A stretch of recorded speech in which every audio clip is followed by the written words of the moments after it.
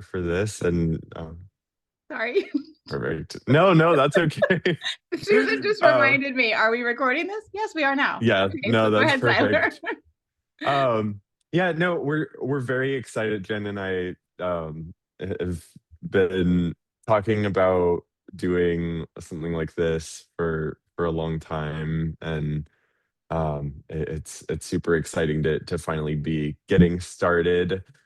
Um, it has been so awesome to see how involved everyone has been in the Facebook group. I know a big part of what we wanted to do in this cohort was have you all find community with each other. And, um, I'm very much of the mindset that photography is a continuous learning experience. So I will learn things from you all. Jen and I learn things from each other. Hopefully, Jen and I will impart some knowledge on you all as well. So it's really fun to be able to have that community aspect, and I'm really appreciative of all of you taking the time to jump in there and all the introductions that you've made and everything like that. So yeah, that's very exciting. And today's presentation, our main sort of meat and potatoes topic is going to be about finding magic in nature photography, which Jen is going to take the lead on. And then we'll also do a little bit of more technical stuff, but we wanted to kind of sandwich some of the technical stuff with the artistic side of nature photography, because that's something we're all striving for, and is an area that a lot of us are working on, is um, being artists in our nature photography. So let me just move on to the next slide here. I'll go through a little bit of an agenda of, I sort of started to talk about it a little bit, but go through the agenda of what we're going to do in the call today. So we're going to start with introductions, which is what I'm doing right now.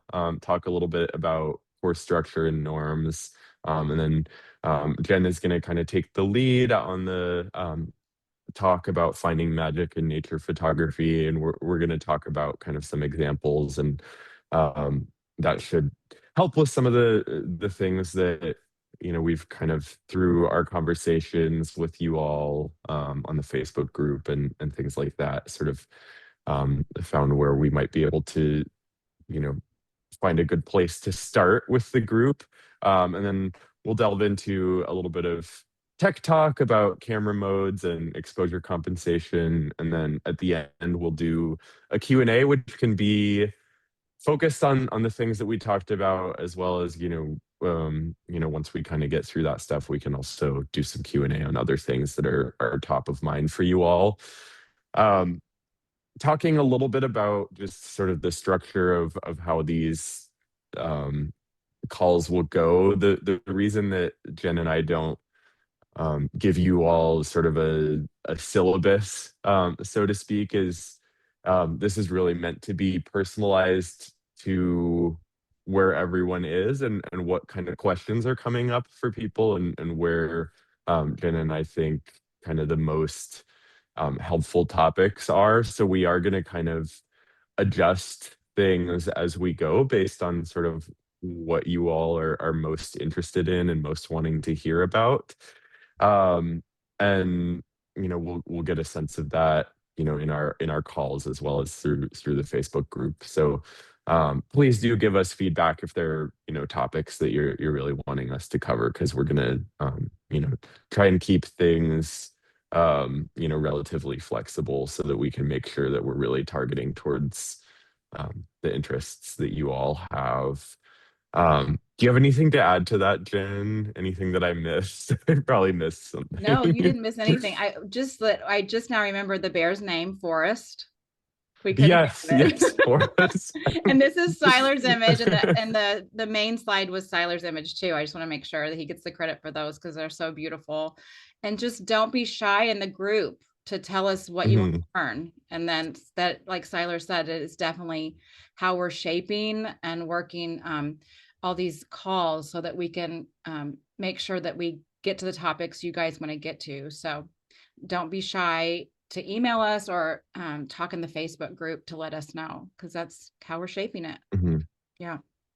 Yep, totally. And also with the Facebook group, you know, everyone's been doing such a great job of being um encouraging and Mhm. supportive of one another, and everyone's been doing a really good job as well of when you want critique, saying Yes. you know, Yeah. And that was really specifically that brave of people. Yeah. critique is welcome. Yeah. um yeah, so we just want to make sure that there's not like unsolicited critique if someone is kind of, you know, not in a space where they're wanting that kind of feedback. But if you are Yeah. wanting feedback on something, yeah, please do um tell us, and that then tell the group, and we can definitely Yeah. you know, have critique in there as well. Yeah. And they can So bring up that, their own topics. I think Danny asked that. Can we bring up our own topics? yeah, They can. Yeah, you guys can. We don't absolutely. have to steer the conversation. If you have a creativity or photography thing you want to talk about, go ahead and put that in the group. That group is for you guys, you all. So go ahead and use it. That's totally fine. We don't have to steer it all.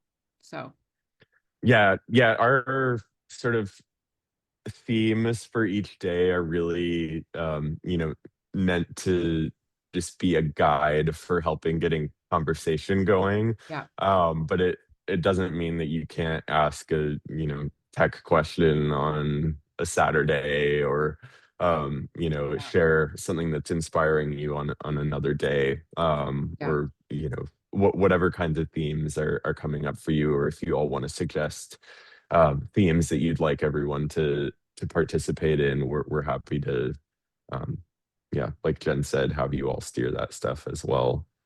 yeah. So yeah. You, It's been really, really fun so far. yeah, it has. It's really good to see everybody talking in there, and because the themes were really to get people talking, and people are. So that's good. Like sometimes Facebook groups, Mhm. no one talks. So people are talking, and that's really good. Yeah. Do you want to introduce yourself a little bit? You want to tell people about yourself? How much do they want to know? Yeah. How much do they want to know? They already know us.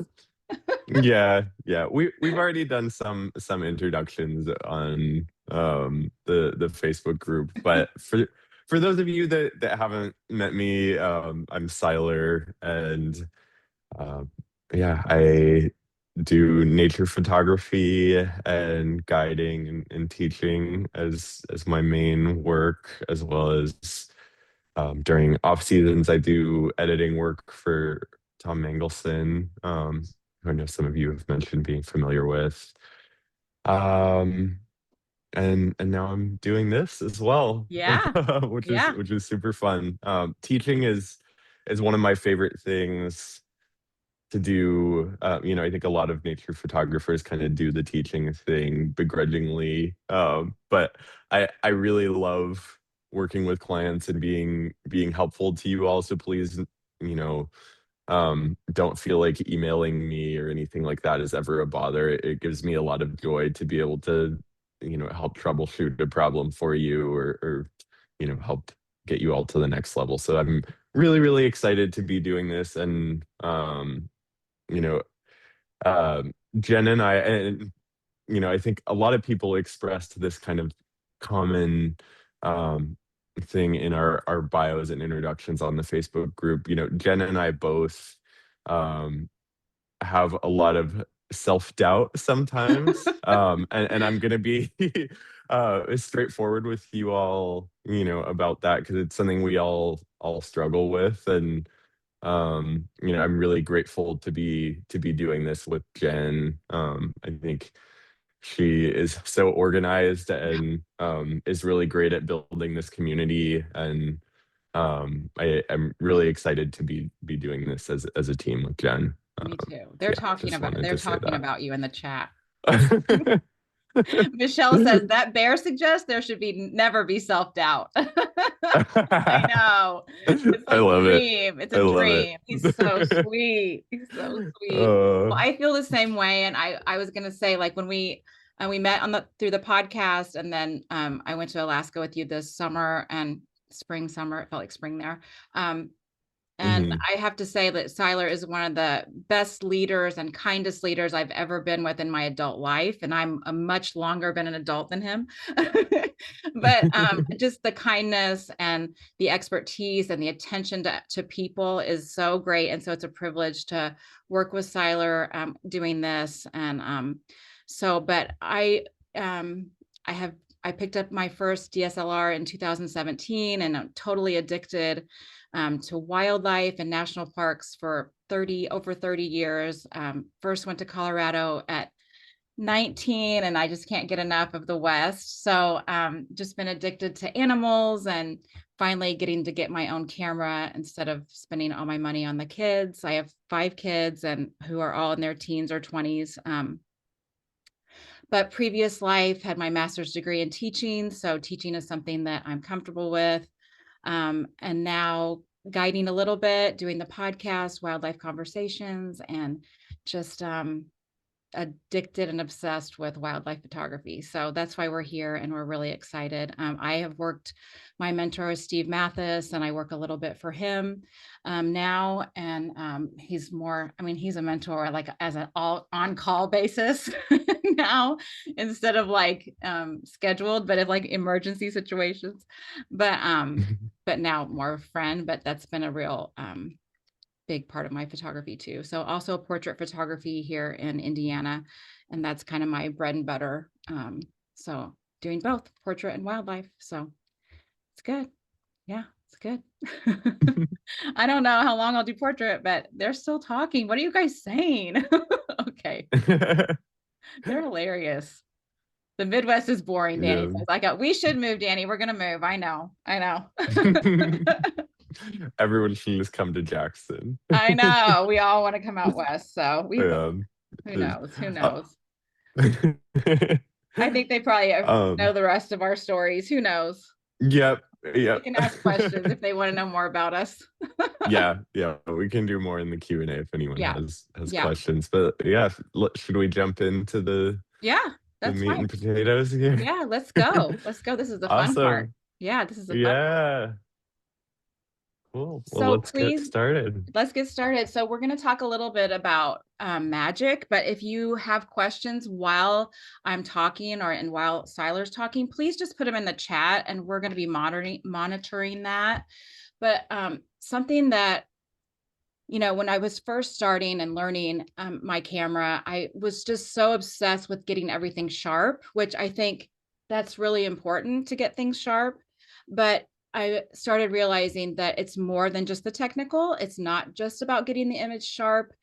It's about my creative choices and the art of photography as well.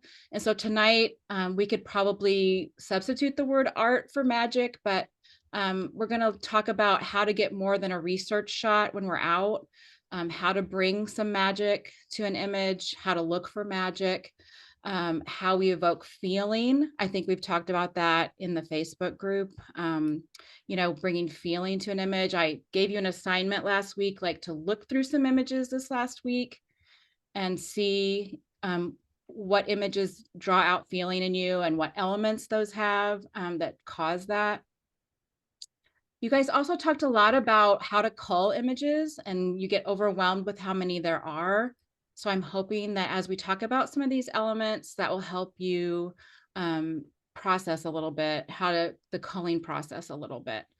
And then as you're deciding on what you're going to pick while you're culling, I think what I learned is like that is part of how you're developing your own style as well. So if you have 10 images and you pick the one, I mean, you are deciding every element you want in the frame, and that is contributing ultimately to building your voice and building your own style. So it's not just how do we find magic? It's also when you're looking, it's subjective. You're finding what is your voice and your art. So those are kind of the direction we're going to go.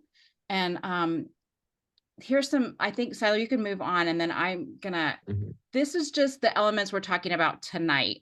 And many of these can be combined, but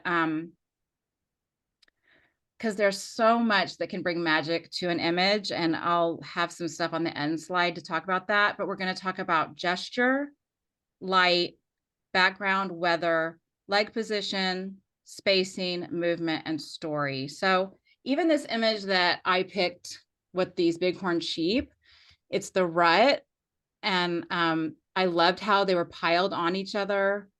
And I wanted all their eyes to show. And even some of the private areas that are showing are a symbol of the rut. So, and some of those choices are just like, I love the pile. I like the curve. There's things that are my own artistic choice. So that's kind of what we're going to be looking at. I probably should have written that list down. I'm going to forget as we move forward, but we can't. I can remind you Remind me. of different things as we go.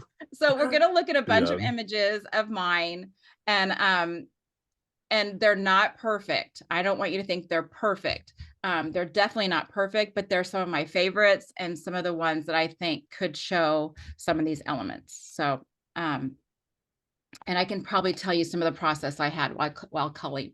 So gesture, this is from Alaska.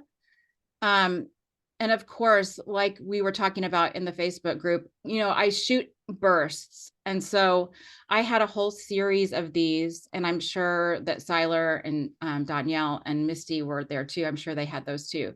But I picked this one because the drops are coming down and the baby is looking up. So I had to wait through that series to find the one where the baby was looking up, the cub is looking up, and then the drips, and then the mother's sort of looking towards the camera. But some of the ones I eliminated would have been her mouth was open and chomping too much. It just wasn't attractive for her, or the baby wasn't looking up. The droplets weren't there. And so I was looking for that gesture to get that perfect, not perfect, but for me, the one that I wanted. Yeah. Not perfect. But I knew ahead of time that I wanted an image like this. I wanted a baby looking up at the mom, waiting to eat from her mouth, and then it was happening. So it was kind of exciting.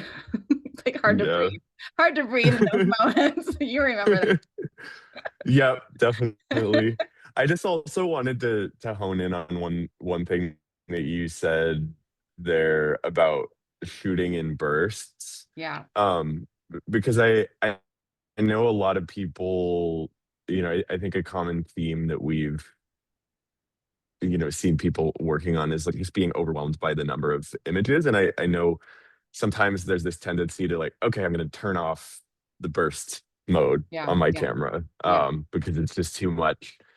And I it definitely, you should do what you're comfortable with and don't overwhelm yourself. But the benefit of shooting in bursts is that when we're talking about gesture in wildlife, this moment that Jen captured here, there are these little elements like those drops. And I remember, you know, just split seconds before and after that, those drops are in a little bit of a different orientation, or they're not in the frame exactly, or the baby's eye doesn't catch the light in the same way. And sometimes those little things that take an image from good to great can be in those split second moments that there's just we're human. We can't necessarily time those things perfectly in the field. And so I I would always rather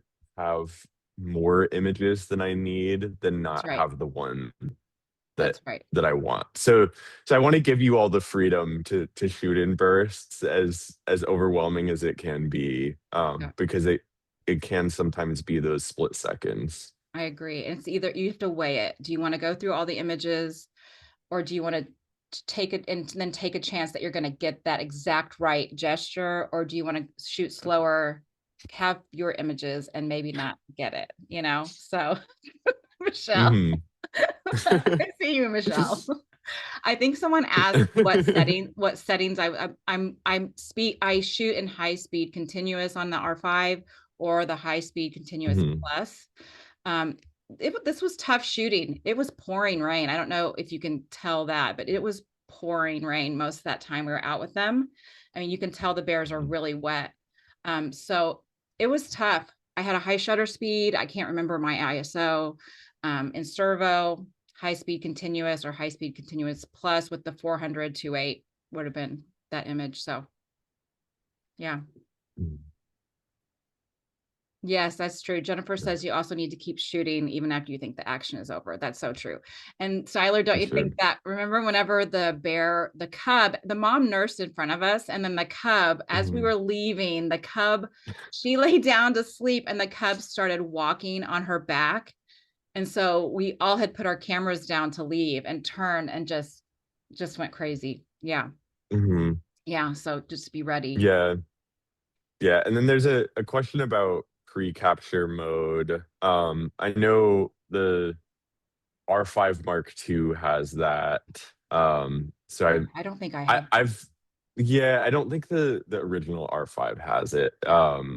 But I've I've played around with pre-capture. I turn it on and off depending. I do wish that you could limit the number of shots that it Mhm, does in the mhm, mhm. pre-capture because it often I find I don't need it all the time, and I they still haven't made it so it's super fast to turn on and off. So Okay. I will use it for certain situations, like if I'm waiting for a bird to take off or something like Yeah. that. But Yeah. um, otherwise, I don't use it all the time. Yeah. To answer that question, Okay. it's useful, but there's a time and place for sure. Yeah. And Trish asked me if it was at 2.8. I think I was at F8 for this. Only because Syler kept reminding me. I'm such a wide open shooter that it's like, oh yeah, yeah, F8, Mhm. whatever. Okay, F8. Okay, let's see what's next. I can't remember what's next. Yep. Okay, so this is rut again too. And so, you have these moments where it's not the big action anymore. It's like there's a lot of slow antagonistic behavior. And I actually like that more. And I love when the males do all this rubbing and kicking and all this stuff. So I've had, many times where the rams are doing this, but a couple really special times in a year apart.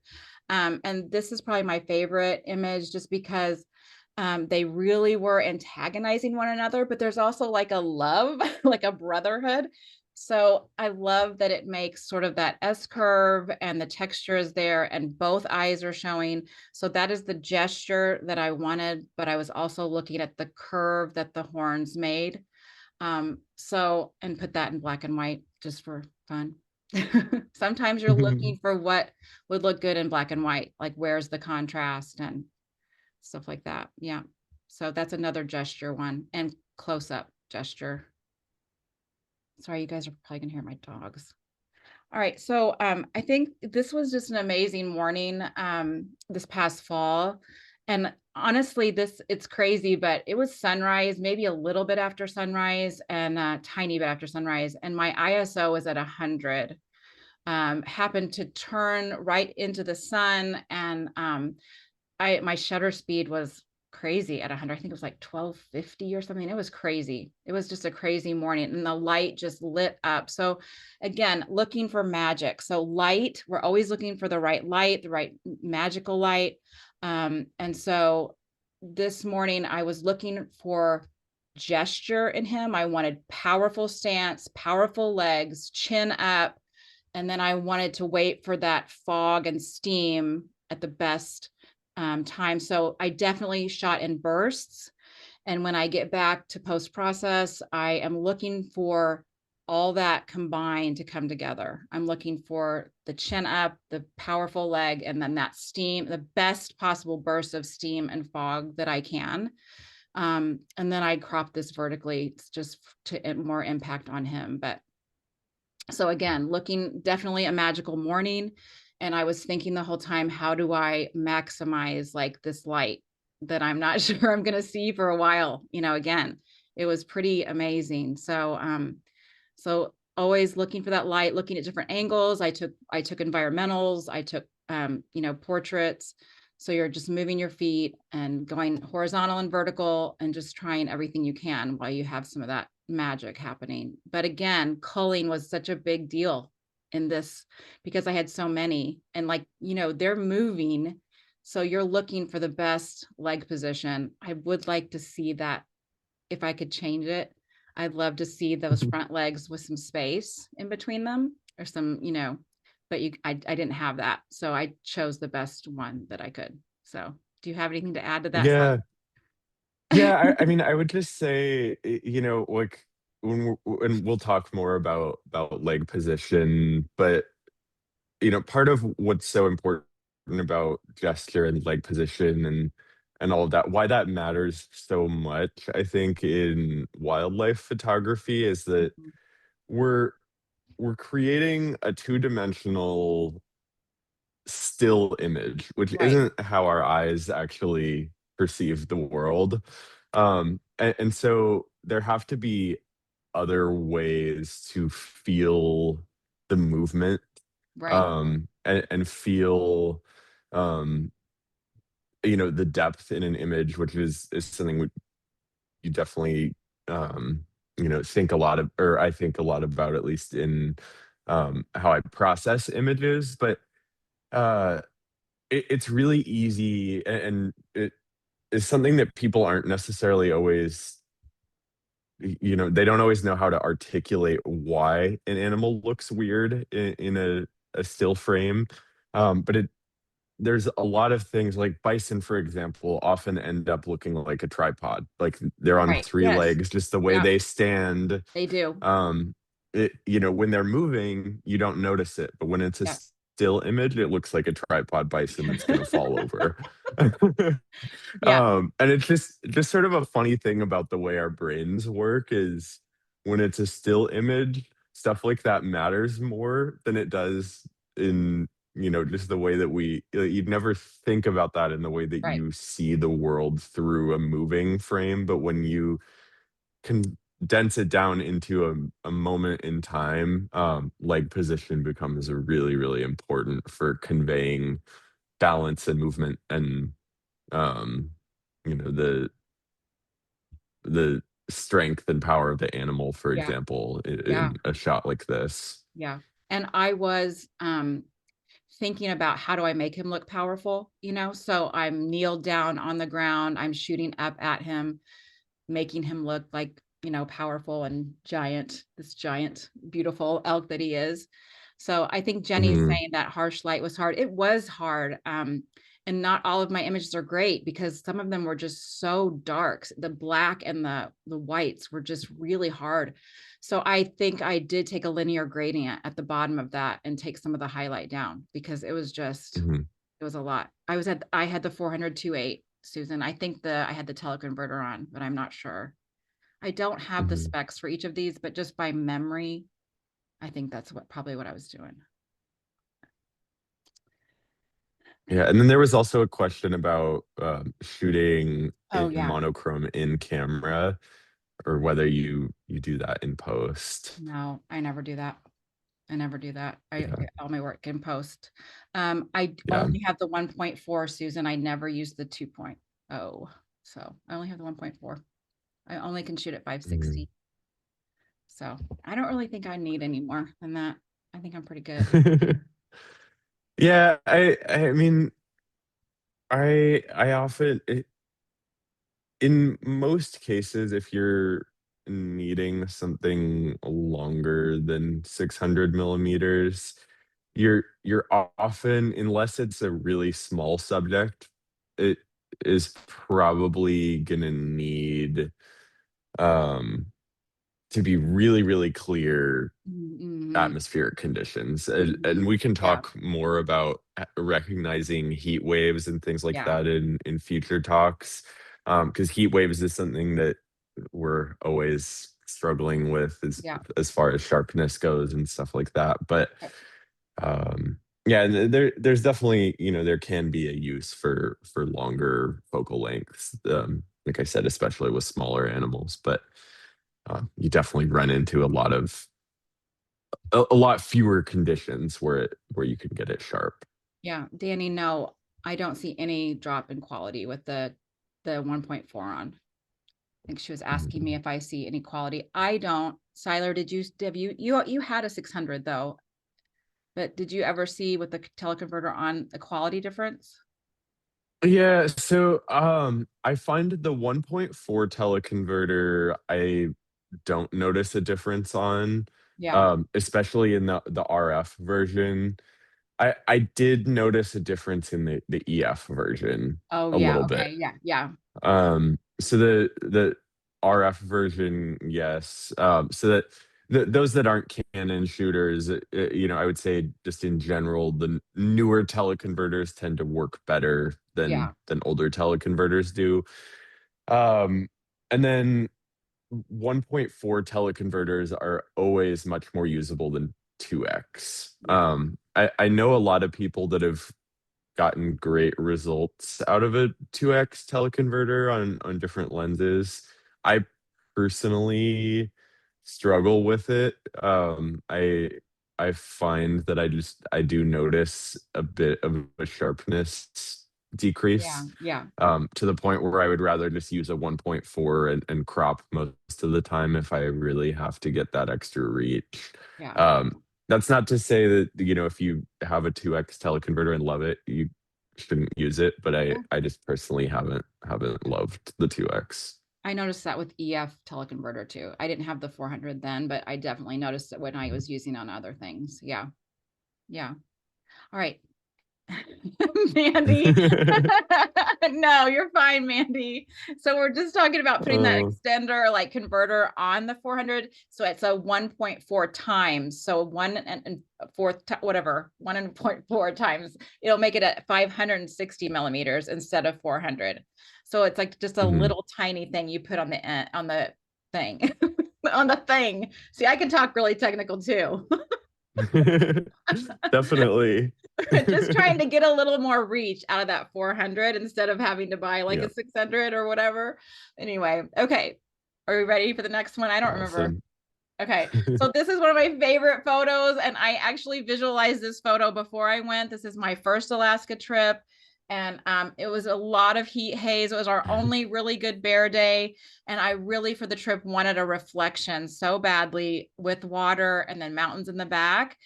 And I saw it happening, and my guide was pushing me forward to miss it, and I just stopped in my tracks and would not move.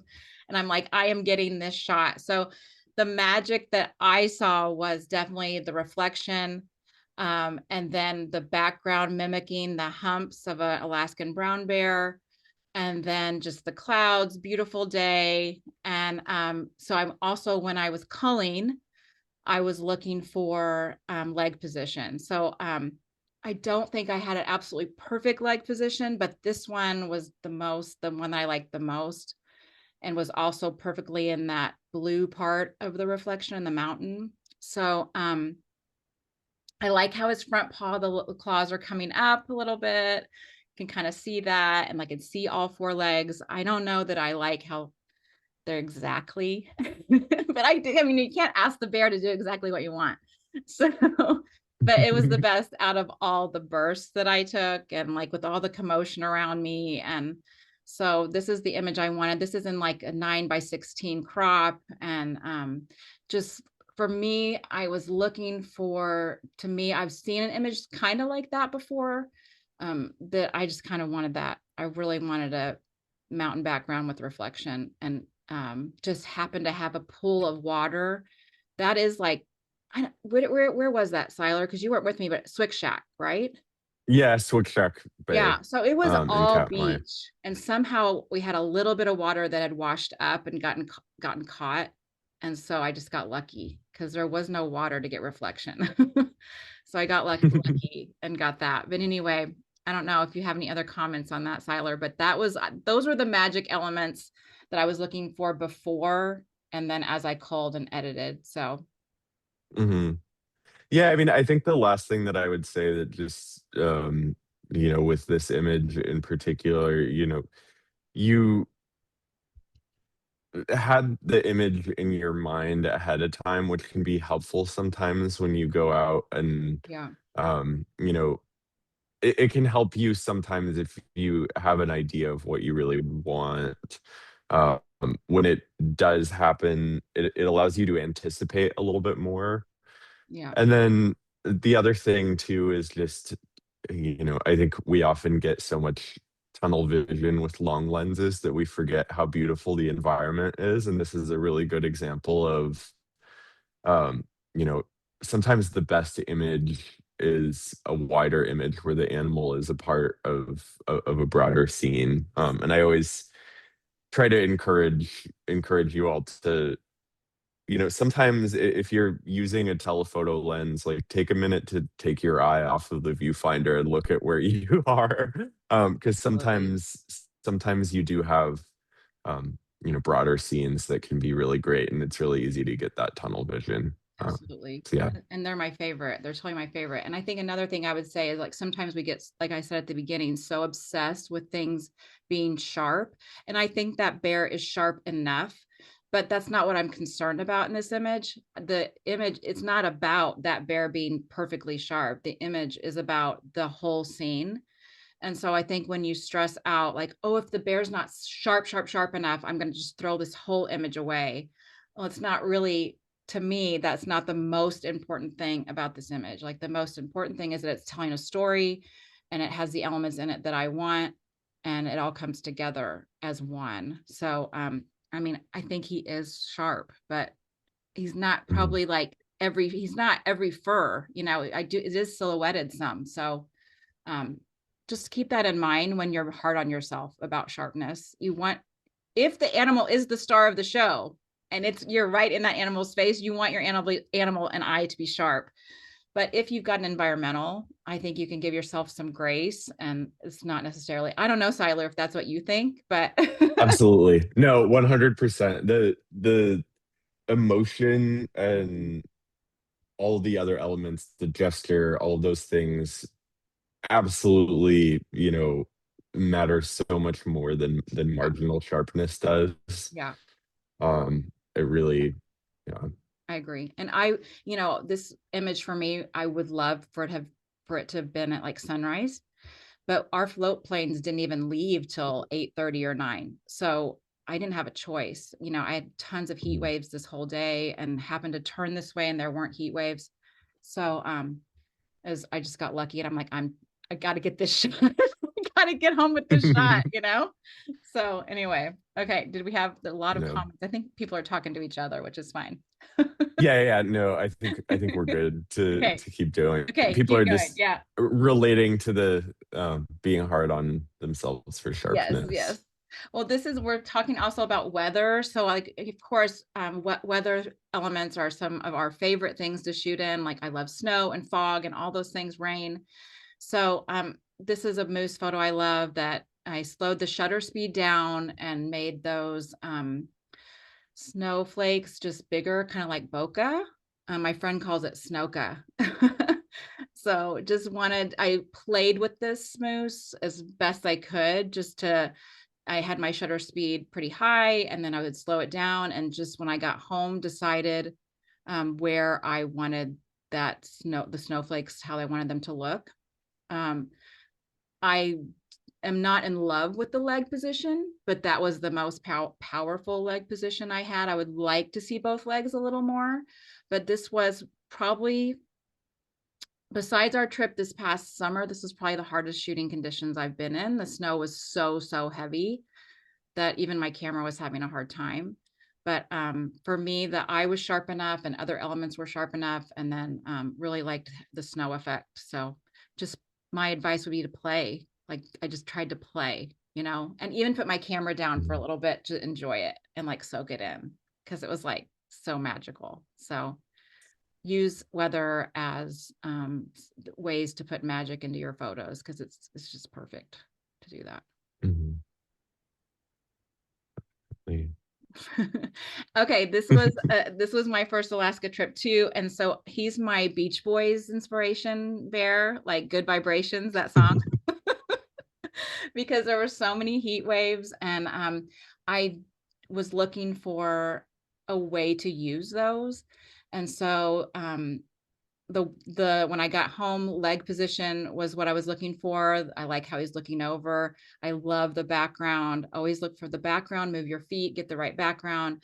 I was using sort of the steam that was coming up from the ocean. And I got home and really post-processed this to my own artistic view. So I took a lot of contrast out and wanted it very muted.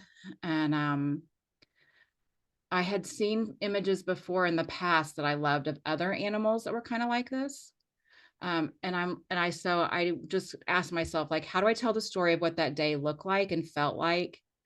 And so really I had to use post-processing a little bit more on this one, but was brave. I was just trying to be brave and do what I wanted to do in my own artistic expression. And so he's sort of my Beach Boys. I think of that song every time I see him. So yes, good vibration. So it was a really hard trip. And so just to try to make beauty out of that trip it was a challenge. And so sometimes when you have things that are challenges or constraints, that will force you to work harder. And it helped me push to make better. Now, I know my horizon is going right through his head, Syler. That's something I'm still working on, is the horizon line. We're all it working on doesn't. things. It's soft enough in this one. I softened it. Do you have anything else to say about that one? No, um, no, I really love the mood in this image, and definitely, um, you know, I agree with you on the, just I can't emphasize enough that, it's important to think about, well, what do I actually like Yes, in a photograph? I think oftentimes we get really stuck, especially with Instagram right now. Certain things become like trendy, I guess. absolutely. um, and it's okay to, if something doesn't get a certain number of likes on Instagram or something like that, that doesn't mean that it's not a good photo, or that it doesn't have meaning to you, or that it doesn't mean something to somebody else. So I think it's a hard thing to do, especially now, but leaning into the question of like, what do I like? And that then, you know, ultimately is where you're gonna find kind of your truest art, and that will come through and mean something to other people as well. Yeah, By translation, I think. I totally agree. And just like when we were talking about it, as you're culling, you're making those artistic choices. You are Hmm. choosing what you like and and you're following some rules probably that you have in your head, but you're choosing. All those decisions are yours. And so ultimately it's you're the artist. Those choices are yours. So yeah, don't be afraid to make it Hmm. your own. Yeah. It Yeah, took me a while to be brave enough to do that, you know. it's hard. It is It's really very hard. hard. Yeah. Oh, this is one of my favorites. See, sometimes you just fall in It's love so with certain pretty. images because you were there. Like this is one of the most beautiful mornings I've ever had in the Tetons. So this one mainly is about, for me, about just capturing what that morning looked like, the fog, the weather, the ribbons that are always, in this fall there. But to me, I had a lot of bursts of this. I really worked this scene. I worked this scene for a long time, as long as I had that light. And so I came home with a lot of images from that morning to choose from. And I think this is probably a 9 by 16 crop. I'm assuming that's what I did. But so like I had a lot to look from, but I'm looking at spacing. I don't want any of the bison in the foreground to be overlapping. And I don't want any of the ones in the background overlapping with them either. I want them to be separate, and I want them to also have good leg position. And I got lucky where they look pretty good with their leg position. And then actually actually, I love this one because the baby was like frolicking a little bit. So I wanted to make that sort of like the focal point, that the baby, the smallest one, is frolicking, the tail is up, the legs are, jumping a little bit. And so that to me was just like quintessential Tetons. And I just loved that morning. So, and I played with some of the flowers, like got lower, got some of the spring or fall flowers in the foreground. And so I have different versions of this, but so for me, it tells a story of what a fall morning in the Tetons looks like, and sort of feels like an untouched version of what the United States could have been, but like thousands more bison. So anyway, so to me, that was one of the images that brought together a lot of those elements. Yeah. Awesome. Did we have questions about that one? This is just quick examples of leg position, because I know pronghorn are really hard. Like you really, if you're shooting pronghorn, you need to shoot in a burst and like make sure, because their legs look horrible. They really can have like a really hanging broken leg look. So this was a spring morning and the fog was beautiful, and it happened to snow. So I wanted to really quickly get to this spot and see if there were any animals so that I could get them in the snow. But again, I came home and post-processed that a little more to my style, a little more muted and pastel looking. Anyway, that was just a quick example of leg position. Just be really careful with pronghorn. And then also this ram, yeah, another power shot, and the leg is moving forward in power. Had a whole series, but wanted to pick the snow blowing up, the leg coming forward. I could see four legs sort of.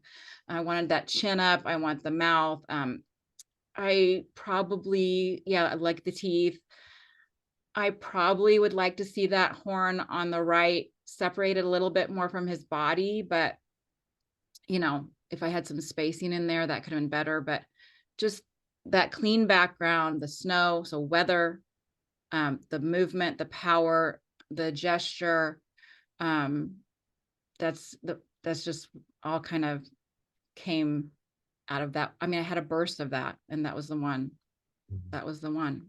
But of course, you can always find things that you would change, but Always, yeah. always. There's always going to be something Yeah. on every image, no Yeah. matter how how perfectly things come together. There's always going to be something. Yeah.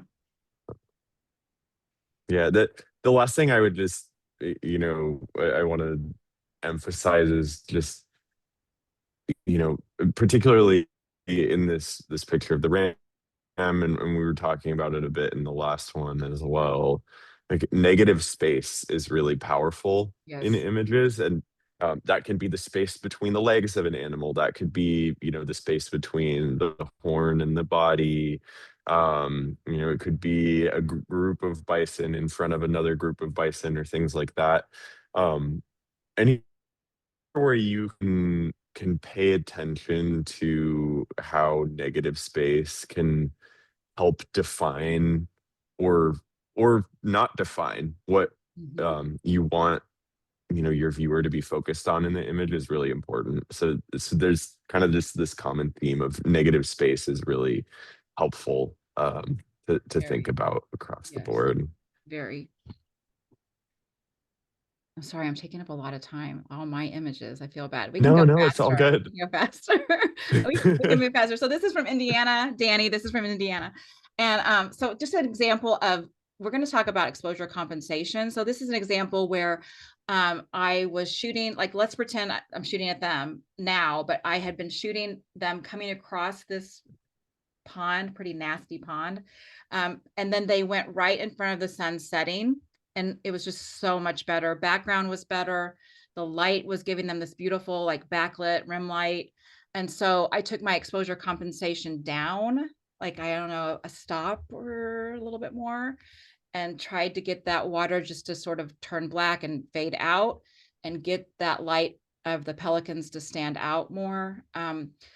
It's very, very hard, I think, personally, in the Midwest to get clean backgrounds. we just have a lot of like scraggle. So, so just sitting out for a long time and waiting for the sun to go down and getting that. But I was also looking in my bursts for spacing, that negative space again. I wanted them to all be facing the same way, space in between. And yeah, that just a quick example of spacing again with birds. I know we have some bird photographers too. So and then gesture and movement. I was at a pond and happened to have a cow moose in it. And so was watching her eat. And then she just happened to shake off. And so I got got a burst of that. This is with the 100 to 500, I'm pretty sure. This is not the 400. And just,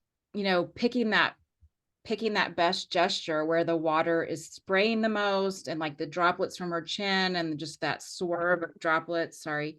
So just again, when you're picking and when you're culling through images, you're finding your favorite gesture.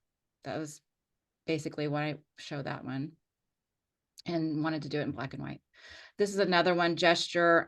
This image could be edited a little bit better. This is an old image, but this is actually, it was like -14 without wind chill and the warm springs. And there were like 5 swans in there and there was snow. So I went out and got on my belly at the warm springs and shot all the swans. I just wanted to show this because of the atmospheric conditions and the weather and the steam and probably just the white balance also, like just I had to, or the exposure compensation, I had to really make that white. But gesture again, I was waiting in the cold, like hands were totally frozen, waiting for her to, do that wing thing that they do. And I know there's probably a more technical term to flap her wings. But anyway, just an example of gesture and sort of like weather coming together, snow behind her. So this is an image I put in here for story because a lot of the elements come together. Weather with the fog, sunrise light, gesture with that foot coming forward and the splash, also movement with the leg, gesture with the bugle, and the story of what the fall in the Tetons looks like. This is just a fall morning. So I just that's a lot of the elements of that coming together there. Composition, you're keeping in your bottom right third, or, so I don't know what else to say about that one. It's it's super awesome. Yeah, I Totally cried after the this. love the mood. Yeah, totally cried after this morning. Yes. Another image for story is that first Alaska trip, we were at the beach with a whale. And so I wanted to get that whale almost in my mind. I was thinking of the bear giving thanks. And so it was like, I wanted the background to mimic the hump on its back and like have a moment of looking like giving thanks. And then what we were doing that morning was shooting that whole whale carcass, and also got really low because the whale carcass was blocking some of the heat waves because it was so bad. So I was trying to figure out and problem solve that whole time, like how to get rid of the heat waves. But so again, just telling story with your image, and that is not the perfect lighting conditions, but just showed you that just so you could be thinking about background and gesture story. Yeah, and this is another, case of getting low gives you that negative space underneath the True. bear. True. Is another thing here. Like your positioning can make a big difference in what negative space you have. Yeah. So play around with your positioning as well And in in a that perfect regard. world, I would have had better lighting and his feet would be apart. But again, I was making the most of a situation. I think that's the 100 to 500 too. Pretty sure Hmm. to pull out like that. Yeah. To come down. Yeah, it looks like it. Yeah. Okay, Cool. almost done with me. So, like we were talking about earlier, there's so many things that come together with magic, but the first thing is like to really practice your technical and to know your camera so that when it comes to those moments, you know how to use your camera to get the image that you're envisioning. And so just all of us are always practicing and getting to know our camera and know what it does so that we can use it out in the field. Again, practice because you're training your eye to find that magic.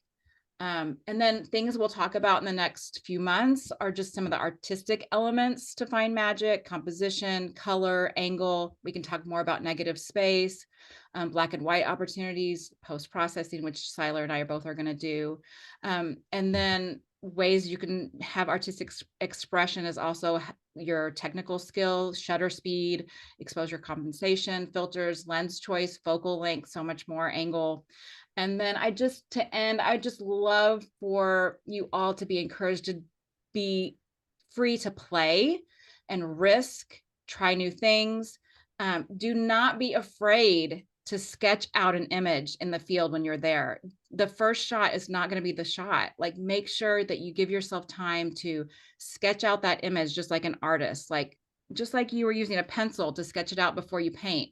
Like, that's exactly what you can do in the field. Like, just what am I missing? What do I have here? How can I move my feet? What's the background? How can I go vertical? How can I go horizontal? How could I do like a very close-up shot? How could I do a wide shot? And I just would really encourage you, and I'm speaking to myself too, to just totally let yourself take risks and be creative and be willing to fail, because I mean, it really is just erasing images that you don't like, you know. It's just, so just play. And we'll talk more about all that stuff in the next 3 months. So Yeah. I'm done. Sorry, that was Awesome. out of my Yeah. own images. I feel very like, yeah. We'll show yours. No, no. That was awesome, Jen. Yeah. And I, yeah, couldn't have said that last stuff better. It's it's so important to be sketching things out and you know trying to dissect, what are the different elements that are in front of you here in the field. Yeah, and have fun. And- And that's our little bear that we Yeah, love. have Oh, fun. the Oh, most this beautiful bear, the cub. best. Oh, Oh, I okay. love that cub. Me too. Me too. Okay, so we get to move to technical now, everybody. Yeah. Get ready. Yeah, so we're gonna move on now to, a little bit more technical um talk right now. And I want to talk a little bit about the different camera modes and kind of recommendations for that, as well as exposure, primarily exposure compensation, and just kind of delving into a little bit of a deeper understanding of what we're doing with exposure, so that you have a little bit more control over that creative artsy side, and giving images that mood that Jen talked about and showed in those last images. So I want to start by talking about camera modes, and this is often kind of a little bit of a space for a lot of confusion for people. They don't understand sort of, which mode should I be on? What do the different modes do? So here's just to kind of give you a little bit of an idea of the spectrum that exists in terms of how much the camera is doing versus how much you are doing directly. So on the side of fully automatic, you have the three variables that contribute to exposure, which are going to be our aperture, shutter, and ISO.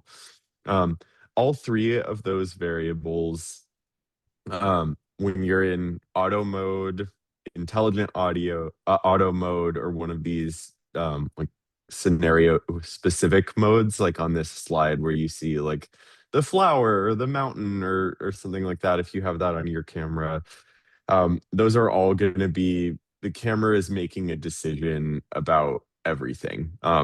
It's going to handle exposure, and it also sometimes will handle, what it thinks you should be doing in terms of focus and all of that. It's kind of a set it, in that mode, and forget everything. That's going to be fully automatic.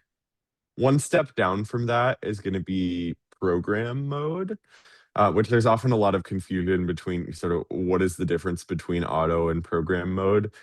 Program mode is going to still be all three variables controlled by the camera, but you do have more control over things like autofocus. So there are, some different settings that you can do outside of your exposure controls that are available to you in program mode that aren't available to you in auto or intelligent auto or something like that.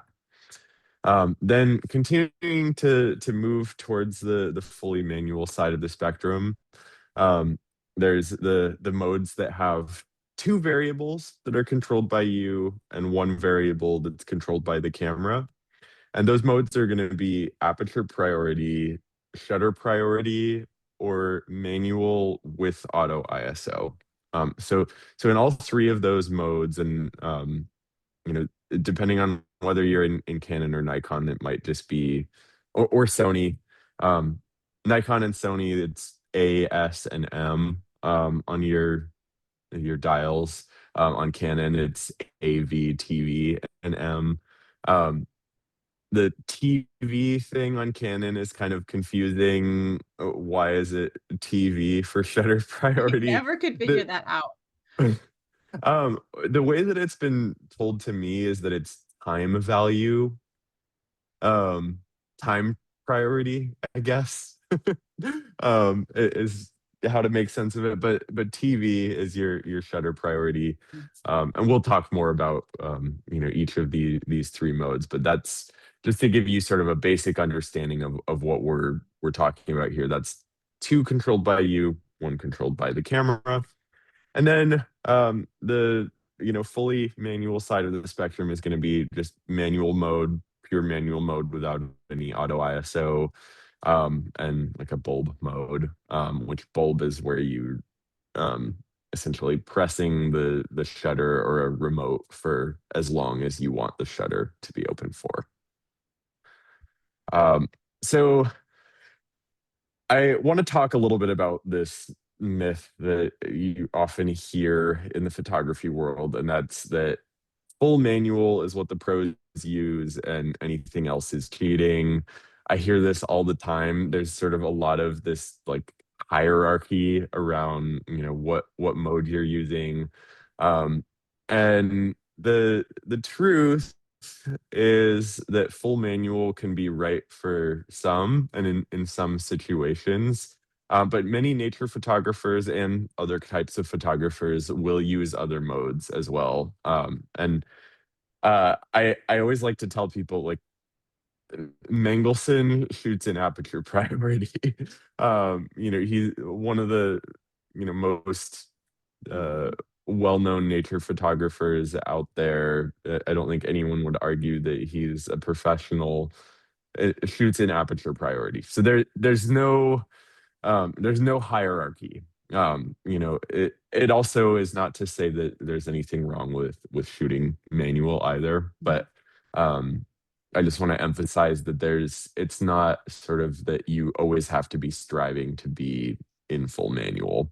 There's a time and place for each, and I'm going to talk a little bit more about that.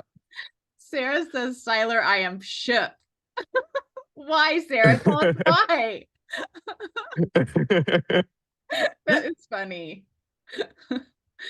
Oh my goodness.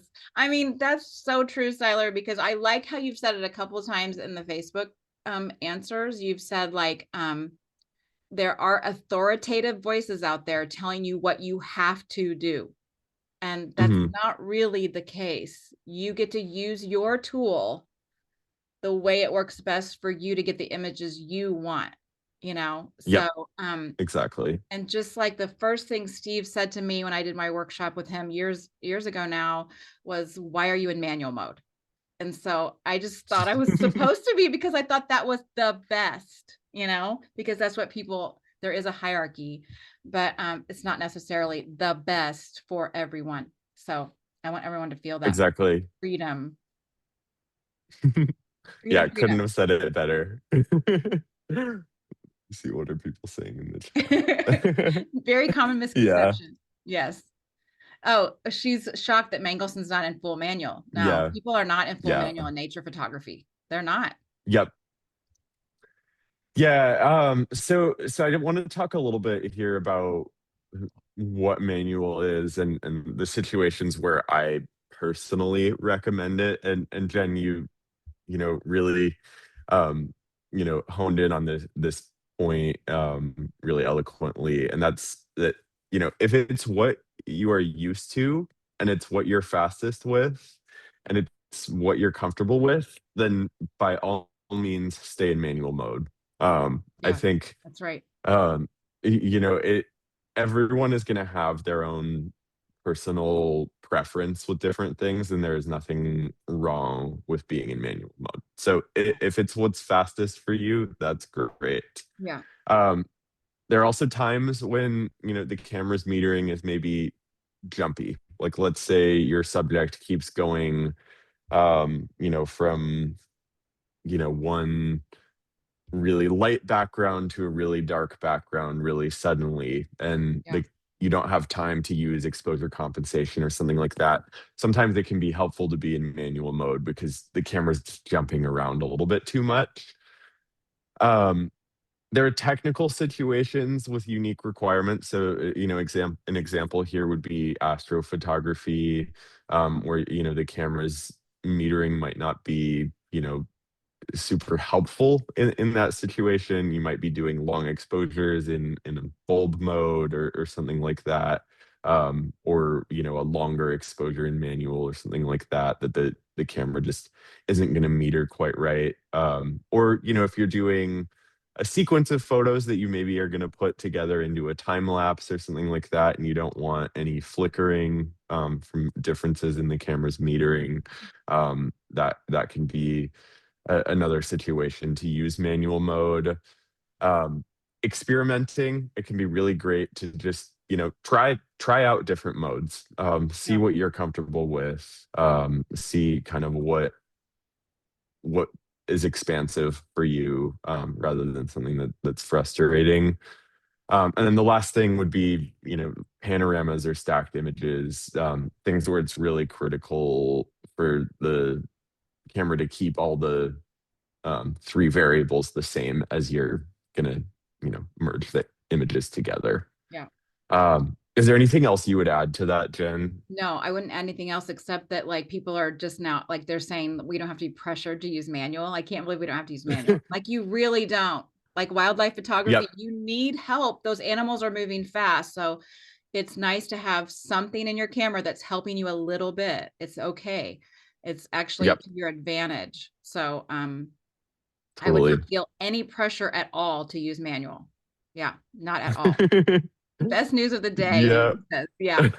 No. Glad to I hear. don't even use manual for portrait photography. I don't even use that. I have my muscle memory Mhm. down so much that when I shoot an aperture priority and I am moving my dials all the time, that when I try to switch now into different modes, which I need to work on, I get discombobulated because I'm kind of shooting in manual, like because I'm moving everything all the time. I'm working in hand with my viewfinder, all the time. But Mhm. it's just like what's comfortable to me. Like you said, you have to shoot where you're comfortable and what's quickest. Like if I switch to a different mode, I am going to fumble that image if an elk is running out or whatever. So Sharon says, but using manual has helped me understand how each element affects my image. Yes, that is so true. Totally. Yeah. Yeah, and that's why I put in there, like it's a really great space to like force yourself to learn what different things are doing to your image, like experimenting and learning. Full manual is really, really good for that.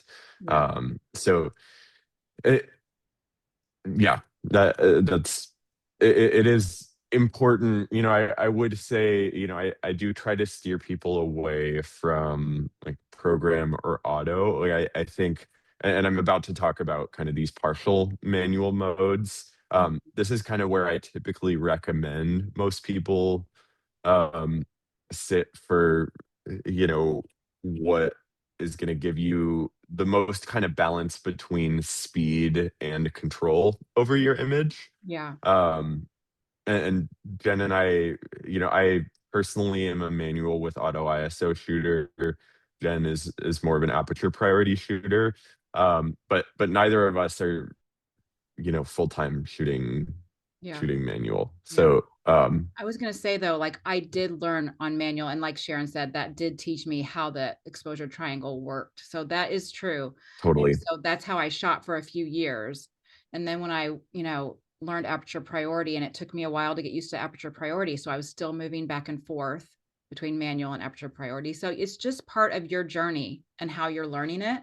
And then you learn what's most comfortable to you in whatever like in certain situations. So it's kind of Mhm. good to know all the modes. I don't have muscle memory in all of it, but it's good to know Yeah. what they all do. That's why you're doing this. So Yeah. Yeah, so to continue here, the like with the partial manual modes, the there's aperture priority. So I'll start with aperture priority. All of these are going to be modes where you control two of the variables, the camera controls one of them. So in aperture priority, the aperture and the ISO are set by you. You could technically use auto ISO in aperture priority, but I usually recommend, you at least control two of the variables. Um, so in this case, aperture and ISO are set by you. The shutter speed is then set by the camera, but it is still indirectly set by you as long as you're using exposure compensation. And that's going to be the next thing that I'm going to talk a little bit about, because this introduces the concept of exposure compensation. And aperture priority, I typically recommend that for situations where the aperture is your priority. It's in the name. It's the most critical thing to your creative vision is what your aperture is. You don't want your aperture to go, somewhere else based on the camera's recommendation. Shutter priority is going to be very similar, but it's just with shutter in the place of where aperture was. So shutter and ISO are set by you. Aperture is set indirectly by exposure compensation. And this is good when you want to be absolutely certain that the camera um, is going to have a fast enough shutter speed for really fast moving subject. So a lot of people will sometimes move between aperture priority and shutter speed priority. You can get really comfortable with, as long as you're watching your shutter speed or watching your aperture in one or the other, not switching between them. But there are times when sometimes it can be beneficial to go between them. And then the third thing, which has become very trendy, kind of in the mirrorless era, is manual with auto ISO. So formerly, I was an aperture priority and shutter speed back and forth shooter. I now personally use manual with auto ISO. And this is where, it functions similar to aperture priority and shutter speed priority, where you set two of the variables, but those two variables are going to be aperture and shutter. And then the camera is going to set ISO or you indirectly through exposure compensation. And the reason that I like manual with auto ISO personally is that um, the aperture and shutter speed are going to have a lot more impact on the creative vision in an image than my ISO is. And the ISO is, it's a lot easier to fix an image that, if the ISO was too high than it is to fix an image that the shutter speed was too low and the subject is blurred, or I didn't have enough depth of field for what I wanted to capture, or I had too much depth of field to isolate the subject. Um, so I personally like manual with auto ISO, but I will say that it does require a little bit more setup, and also you have to get in a little bit of the muscle memory with it, because on Canon cameras, you usually have to set a specific dial in the custom camera, um, custom dial settings to do exposure compensation, Mhm. it's really critical that you're able to do exposure compensation still with manual in auto ISO in order to be able to use it in a way that um, you can control all of the variables. Mhm. Um, is there, before I move on to um, talking about exposure compensation, Yeah, let I me guess the last, go sorry, ahead. go Go for ahead, it, Syler. Jen. The last thing I wanted to say is just give a little explanation of why um, you would do this over full manual. Uh, one of these modes over full manual, and like Jen said, and we've already kind of touched on this. We're dealing in nature photography often with milliseconds sometimes. Um, you're driving down the road, your camera's in the passenger seat or something like that. You're driving down the road in the Tetons and a wolf pops out in front of you. Your camera's maybe set in manual mode, set for what the lighting conditions were an hour ago, but that might be different. And you're not changing that when you're driving. Manual with auto ISO is going to at least get you a mostly correct exposure. Mhm, mhm. And you can, more easily guess what you want your depth of field and shutter speed to be when you're driving around than um, guessing all three of those things and knowing exactly how bright the setting is going to be. So Yeah, being able to react to your environment and not have a complete information overload of all the things that you have to think about is going to give you more space to be creative yeah. ultimately, because time is limited. Yeah, out of all the photography genres, like we just have a genre that you have to be ready for anything to happen at any time, and it could be moving very, very quickly. So yeah, that's why Mhm. it's not bad to be using any kind of these modes because it's nice to have something that helps. Yeah, helps a Yep, lot. Yeah. There were a few questions. Just a second. totally. Yeah. Yeah, Lori was wondering if TV is best for birds. Is that right, Lori? Yeah, so For birds in flight, sorry. for birds in flight, I personally, like, if you're gonna choose between aperture priority and shutter speed priority, usually for birds in flight, I would tend to recommend shutter speed priority, um, just because there's the chance that you end up in a darker lighting condition or something like that. Your shutter speed drops if you're in aperture priority, and all of a sudden you have a blurry bird. So it definitely where you have really fast moving subjects, I would recommend shutter speed priority. Um, I personally like using manual with auto ISO for all of it because I don't have to switch between modes and I can control aperture and shutter speed. Yeah. So I personally would use manual with auto ISO, but there's a lot of people out there that really like the aperture priority and shutter speed priority. So it depends on what you're comfortable with. Yeah. I think Michelle's just saying Sony cameras really like the ISO and always send it to the nosebleed section, so she never automates it. And Danny, this is what I was thinking too. You can limit, like on Canon, I know you can limit how high the ISO can go. Yep. Yeah. But sometimes Yeah. that is a detriment when you're out and that you're like trying to shoot and that limit is on and you're like, no, I really needed it higher. So you have to know where that button is to change that limit real quick. I don't have that on, but Mhm. yeah, if I was shooting in auto ISO, I might. Yeah. Yeah. Yeah, Um, for sure. Um, yeah, struggling with getting good exposure in manual with auto ISO. One of the things that sometimes people run into and don't know why it's happening is where all of a sudden, like, the exposure compensation is not able to be controlled by you.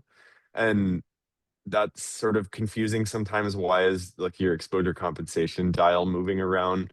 mm, The reason that happens is usually you're you're trying to um, you're essentially telling the camera to lower the ISO more, but it's already at its lowest ISO, or you're telling the camera to raise the ISO more, but it's already at its highest within the bounds that you've set. So it's So, trying to so if you're adjust. noticing, Yeah. yeah, if you're noticing that your ISO is at 100, or if you're noticing that you're, you know, at, say you have your limit set at 8,000 ISO or something like that, um, the exposure compensation might not behave in a normal way Yeah, there. yeah, yeah. That makes sense. Well, Sarah thinks you're trying to be nice about telling them that they're shooting wrong, saying it in a nice way. And that's a total opposite of what we're saying, Sarah. Yeah, no, What no, we're there's saying definitely is no wrong way to do. please look at these modes, try them, have fun, and shoot where you are comfortable. Yeah. Like I don't like auto ISO, so I'm an aperture priority. Yep. So we're not saying that either one is best. We're just saying find where you're comfortable, and you don't have to feel the pressure to be in manual, because even the top wildlife photographers in the world are not, some of them are not shooting in manual, and they're making beautiful, Yep. gorgeous work. So I no, we're not saying you're doing it wrong. Yeah. Yeah. If you're achieving your creative vision and have control over it in that way, um, and you're, you know, um I lost the second thing that I was going to say, but if you're achieving your achieving your creative vision, and you're fast with and comfortable with whatever it is, then it's the right mode for you. It Yeah. doesn't matter what anyone tries to tell you is the better mode. If you're getting good results out of it that are achieving your creative vision, then that's the right mode. Yeah. Kathy's asking me what I do when animals start running. I up my ISO and I'm watching that viewfinder and I'm finding the number I want and just ready to go. Yeah. So I think it's that muscle memory. It's so tough to break. It's so tough to, like, Mhm. I don't know. Sometimes I don't really know what I'm doing. I'm just, my hands are doing the thing. So, um, yeah, anyway. Um, Susan's question about you have yours set. So is that in shutter priority or aperture priority that you have it set on auto ISO? Oh, for Susan, I think so, she says. Okay. Yeah, I mean, if you're using aperture priority or shutter speed priority, I would recommend doing ISO manually. Just because when you have two variables, then you're able to have more control over what's you're able to have more decision making in how your exposure is coming out. Yeah. Um, so I would recommend playing around with at least controlling two of the variables. Um, it, but again, like I said, if you're, you know, able to achieve your creative vision, it's doing what you want it to do, then stick with what you're comfortable with, and there's no shame in that. Right. I think that's it. Cool. I think Well, awesome. I will move on to exposure compensation now.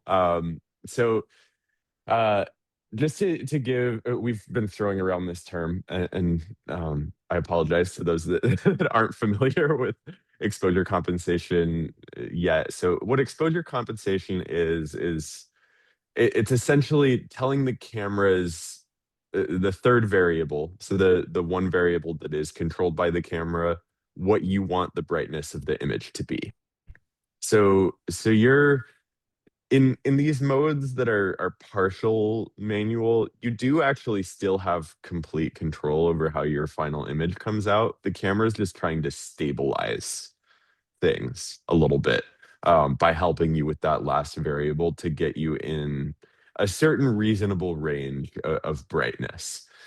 Um, the thing that's a little bit frustrating at times, although I don't know that there's a better way for the camera to go about doing this, is that the camera's default mission, if there's no exposure compensation, is to take a light reading and then choose the auto variable that generates a neutral exposure. And neutral exposure is the part that I want to really hone in on here, because that means that the camera is not actually trying to reproduce the natural lighting conditions of what you're shooting in. So, um, uh, what that means then is that you have to tell the camera through exposure compensation what you want the brightness to be, either for your creative vision or for what the lighting conditions in the scene are. The camera's going to try and put you to a neutral place, but that might not be what's actually out there or what you're trying to do creatively. So, like, Um, can I ask, like, okay, so I'm shooting this yeah, coyote, like this coyote on the screen. I've got my camera up. I'm in aperture priority, and I can only yep, use exposure compensation in those partial modes, like exposure compensation. I mean, AV, aperture priority, shutter priority, and then auto ISO. You can't use it in manual. Just to make sure correct. everybody knows that. Okay. Yep, So we're shooting this correct. coyote, and the camera sees all this white, and it's going to try to move it neutral to gray, right? Yep, Okay. So exactly. it's moving that image. It's like, no, no, no, I don't want all this white, too much white on the histogram. We're going to move it to gray. And so then what you're saying is like, no, no, no, I like that white. So then Yep, that's where we get to start playing and telling the camera what to do. And that's one way. Other exactly. ways you might just need more light, but this, you don't want your snow to be gray. So, Yep. okay. Yeah, so I'm gonna give some examples of this in the next slide, but this is exactly winter settings. We're almost always wanting to use positive exposure compensation because the camera sees white, tries to make it gray because that's neutral. Mm-hmm. It's not what actually is in the scene, but it's what's neutral. Yeah. And so then, um, in order to tell the camera that you actually want it bright, you have to use exposure compensation to say, no, you took this reading as neutral, and now I want um, that to be brighter than that. Mm-hmm. Okay, Michelle's question. Um, so No, Michelle. if you're in full manual, um without auto ISO, Yeah. the exposure compensation dial is just your light meter. So it's gonna the light meter is gonna tell you um essentially what the camera thinks the right exposure is if it had control over one of those variables. So it doesn't have control over one of those variables. It's not actually doing anything. But in this case, if you're getting the exposure that you want in this case, the light meter is going to show like +1 or +2 in that case. Um, if you're in exposure, sorry, if you're in manual mode with auto ISO, then exposure compensation will be something that you can control directly. It's not just a light meter, Yeah. It's really um, fun. if that makes sense. It's really fun. Yeah. Um, yeah. And then just sort of a quick say that again. Yeah. So, um, yeah. So when you're in manual mode without auto ISO, it the same dial that's showing you the reading for where you have your exposure compensation set is just functioning as a light meter. And so it's telling you, the camera thinks that this is this many stops above what your, neutral exposure is, or below that. So if you're in full manual mode, you're actually not necessarily trying to get that meter to be right in the middle either. Um, Yeah, and that's then why you're working in your exposure triangle that whole time in manual. Yeah. yeah, Yeah. and then manual with auto ISO. Again, going back to this slide here, and this is kind of confusing sometimes, but you are still controlling only two variables. Um, and so you have access to exposure compensation. If you're on Canon, again, you have to set up a dial in order to control that directly rather than having to go through the menus.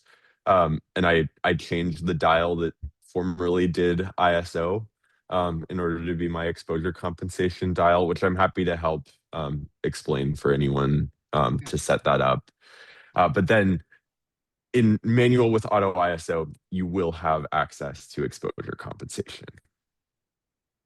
Let me see.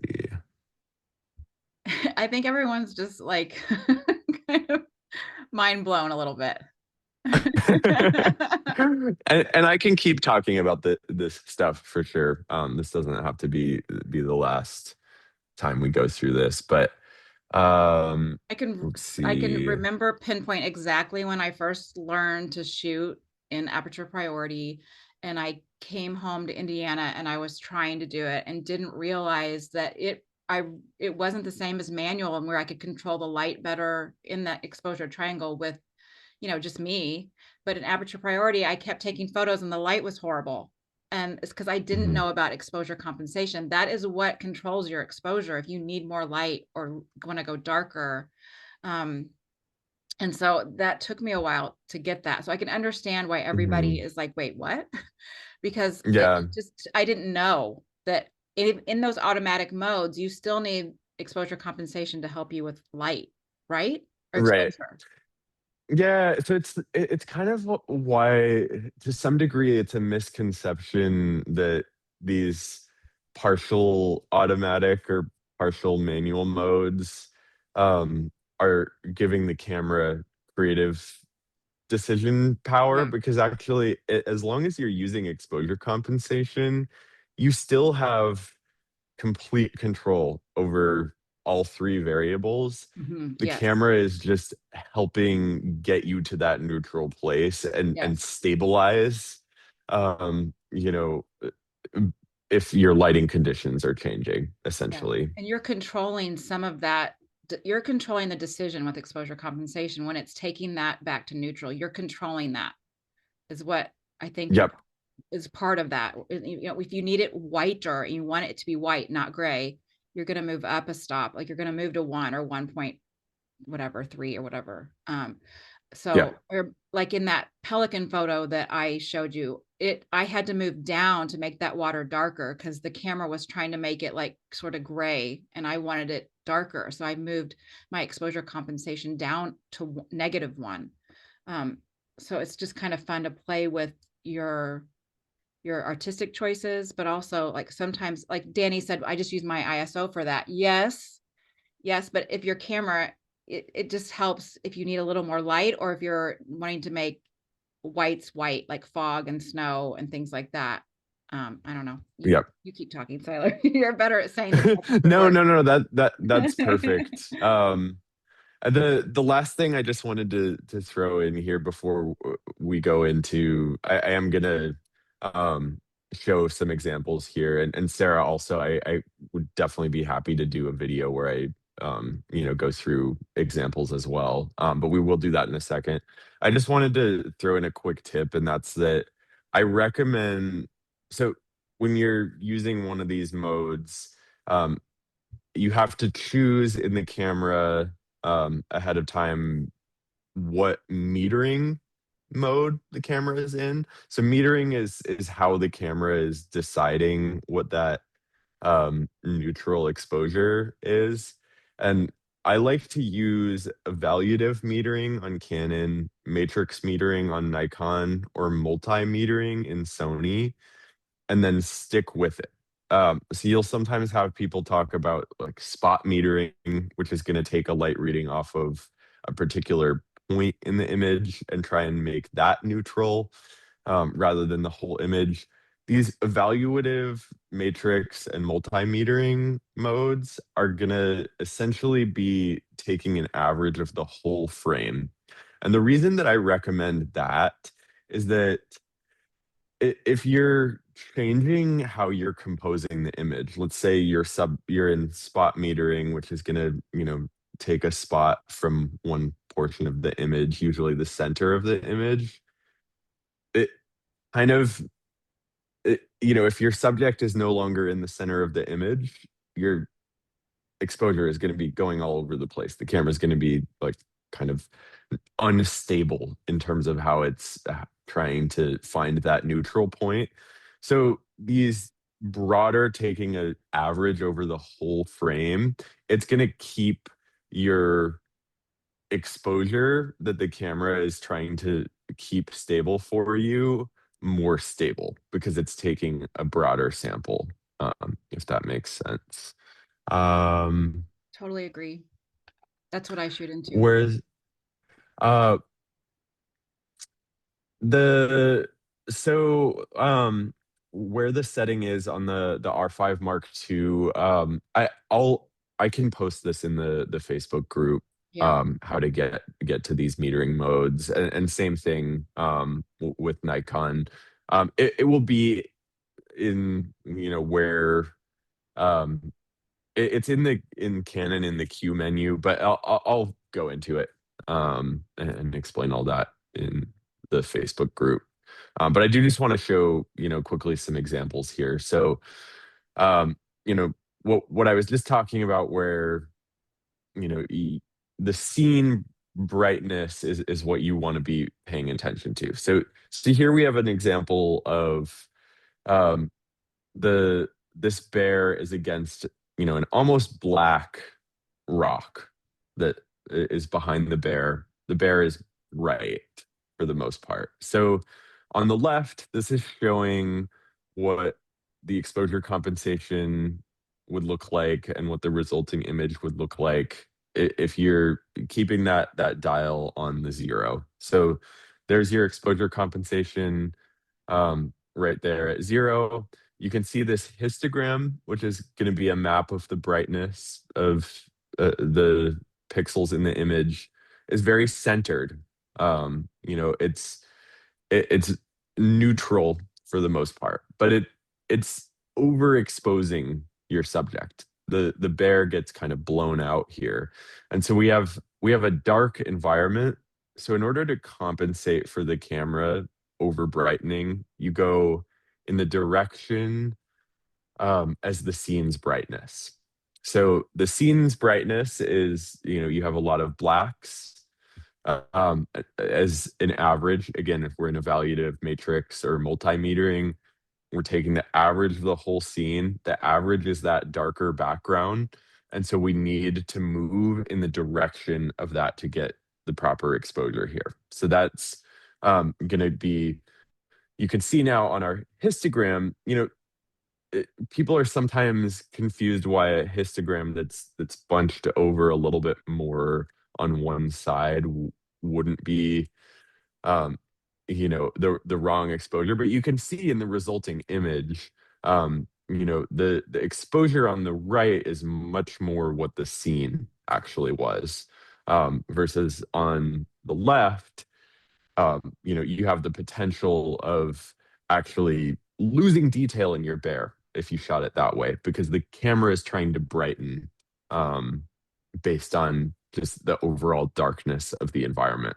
so it sees And now that I'll also dark just rock and it wants to brighten. Okay. exactly. Yep. Yep. Exactly. And then here is the inverse of that. So the scene brightness is lighter than neutral. So this is very similar to um, shooting in snow, where we have a very bright environment here. So that this bear, was out on the mud flats against, a very kind of neutral white background for the most part. In fact, creatively, I might actually want a little bit whiter in this background than I'm naturally seeing. But um, that aside, the camera sees this scene, and again, looking at our neutral exposure compensation, it shifts that histogram really far to the left, and all of a sudden we're losing detail in the bear. We get really gray areas in the areas that we want to be white. And so again, moving in the same direction as the scene's brightness, which is a bright scene in the average. So overall, this is a bright image. We have to raise our exposure compensation in order to get the proper exposure here. And it does look in this histogram like we've gone to pure white and we're losing detail. It's just, it actually doesn't hit the white side. So um, it is close to it, but it is a brightened exposure that's more true to how the scene is there. Um, do those examples make sense to people? Are there any specific questions about what I just went through in those examples? I know it's a lot to take in, and it can be very overwhelming at Let me times. see what I So don't feel bad about that. they're saying it raises questions about histogram, but we can have a whole, we could talk about histogram sometime too. A mini light bulb just went off. That's fun. Yeah. I thought you sent exposure. Mm, Okay. Okay, that's awesome. Yeah. We probably should, awesome. Yeah. we haven't talked about white balance either. We'll talk about that sometime too, but Yep. definitely something that is one of the variables you want to set before you go out, but or as you're out. Yeah. Okay. Awesome. Well, we've been kind of doing doing question and answer along the way. But yeah, if we want, I know we've gone a little bit longer, but I'm happy to stick around if people want Yeah. to, turn on cameras Yeah. and audio and stuff Absolutely. and Yeah. chat about questions as well. Yeah. If you have questions, we can turn cameras on and we can see you and you can say hi. Um, and um, and you can ask questions. It can be about what we learned tonight or what we talked about tonight, or it can be maybe things you want to discuss or put in the Facebook group, things like that. So, oh, I need to stop. Are you stopping to share or me? I think it's you. Oh, sorry. Yeah, Yeah. that's me. Yeah. Nobody wants to say hi.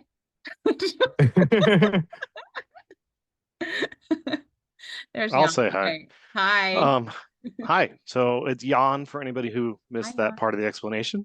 So I actually did type it out, but are there times that you would go in the wrong direction for exposure compensation? Like, for example, like a bald eagle, like blowing out its head, you don't want to lose a detail there. So would you actually go like kind of negative to kind of darken it to prevent that? Yeah, absolutely. So that's often going to be a case where the you're still kind of thinking about the average for what the scene is if you're in um the average metering mode. So it, you're really only going to have the risk usually of a bald eagle's head getting blown out if it's against a dark background. Yeah. And so you Okay. have like sort of the average is that it's a dark scene, so you're gonna usually go negative anyway in that kind of situation. If the bald eagle is against a really light background, you probably wouldn't need to go so far in the negative in that case. But there definitely are cases where you're watching and we'll talk more about histograms as well. But I'm always, when I'm shooting, watching histograms like that and seeing, okay, is the head of the bald eagle, getting blown out, and because that is the most important thing to be the correct exposure, I'm definitely paying attention to that stuff, more so than anything else. Does that help, Jan? Yeah, it does. I think I've been doing it slightly wrong, but that's okay. No, it's No, it's practicing. Can I ask a follow-up yeah. video on that? Yeah. Hi, Kathy. So, hi. Just since you brought up eagles, like my current method is to like take a picture of the eagle and then see if I have like it's blinking that it's blown out.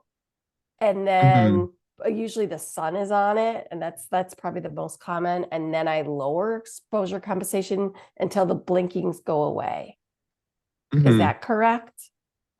Yes. Or Yeah. because you were So talking about the whole scene, so it was just like that part. yeah. So For sure.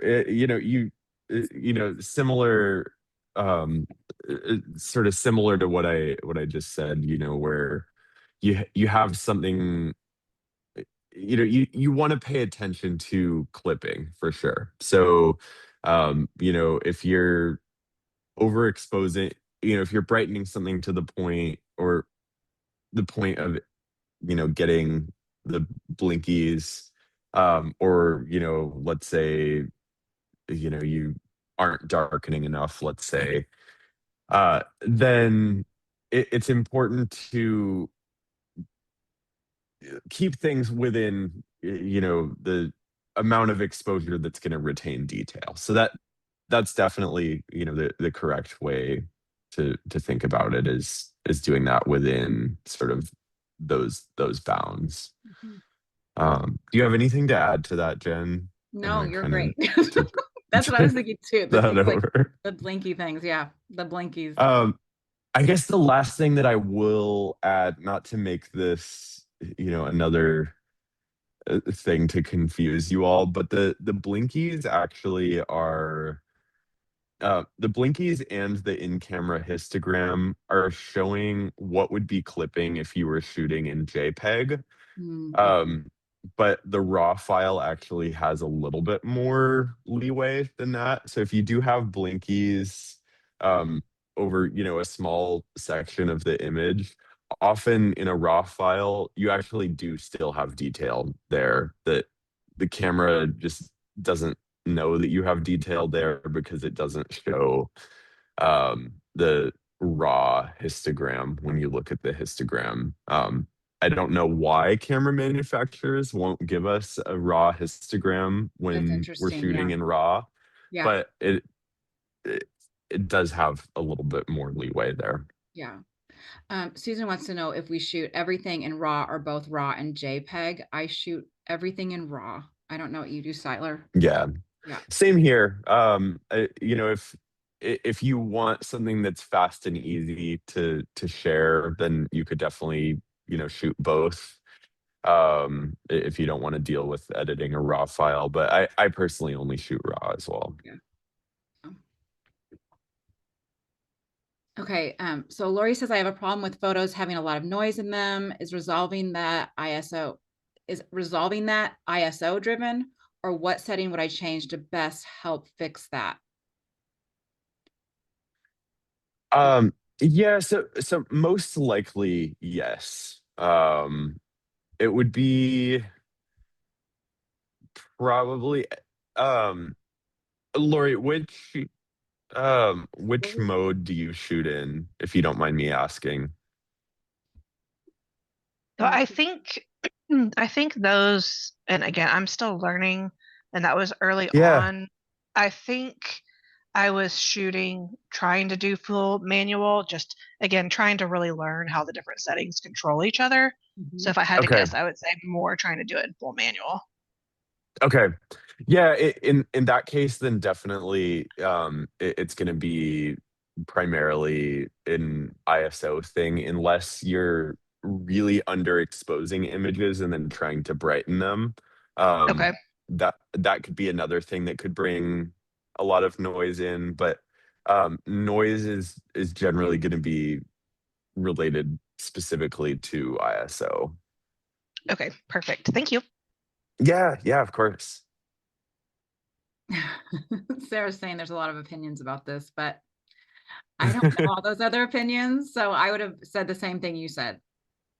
Yeah, there's just been a lot of discussion about this, and several photographers in particular who have done diagrams over this, like fighting this. This is they're going to die on this hill kind of thing. And it is interesting to see their reviews and to watch what they're doing. And I am finding some interesting things in field as I'm focusing a little less on how high my ISO goes. So it is interesting.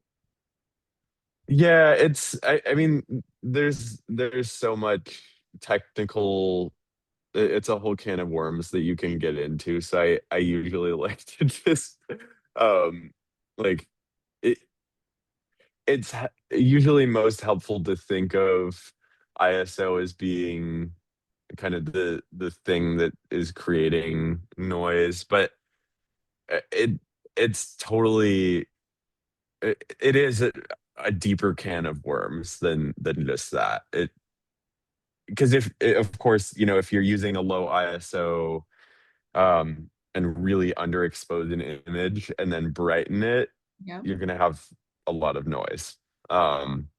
So it's 100%. And I yeah. think the argument is causation versus correlation, right? Like those are two terms.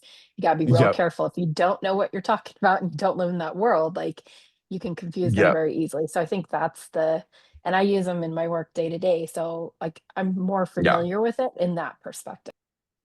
Totally. Yeah.